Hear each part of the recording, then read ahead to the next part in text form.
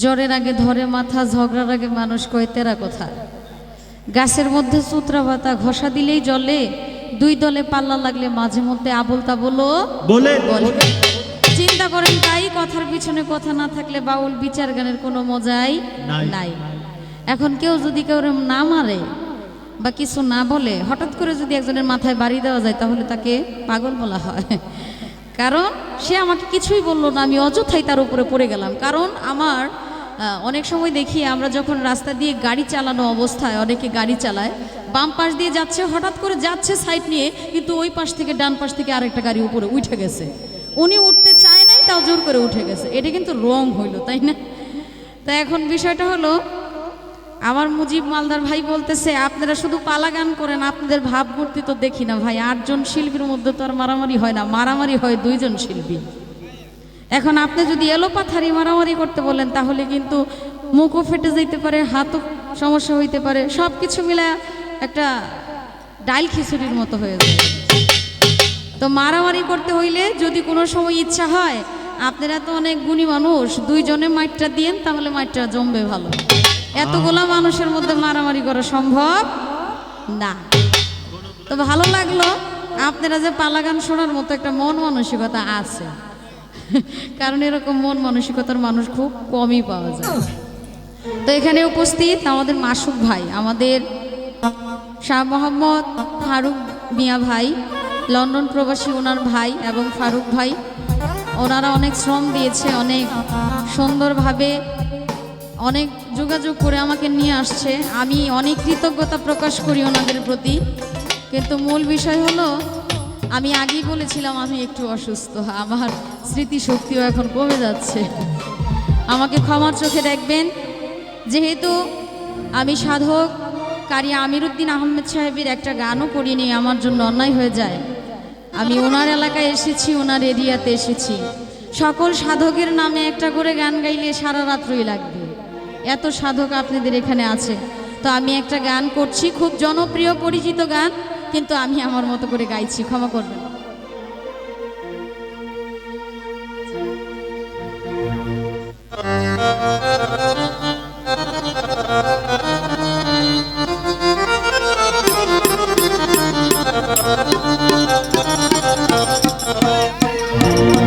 আসলে প্রেম এমন একটা বিষয়, প্রেম করার আগে সেটা বোঝা সম্ভব না। নাবালিকা কি বুঝবে যৌবনের জ্বালা? কারণ সে তো এখনো সাবালিকাই হয় নাই। এটা কিসের প্রেমের কথা বলা হয়েছে? যে প্রেম আমাকে শিখানো হলো, সেই প্রেম যে কতটুকু কষ্টের, সেই প্রেমের মধ্যে যতক্ষণ পর্যন্ত একটা মানুষ না যাবে, ততক্ষণ সেটা বোঝা সম্ভব না। সেই জায়গা থেকে সাধক তার ভাষায় কি বোঝাতে চেয়েছে? শিখাইয়া পিরিতি করিল ডাকাতি, শিখাইয়া পিরিতি করিল ডাকাতি, ভুলিয়া রইয়াছে আমায় সখী, কি করি উপায়, সখী কি করি উপায়, শিখাইয়া পিরিতি করিল ডাকাতি, ভুলিয়া রইয়াছে আমায়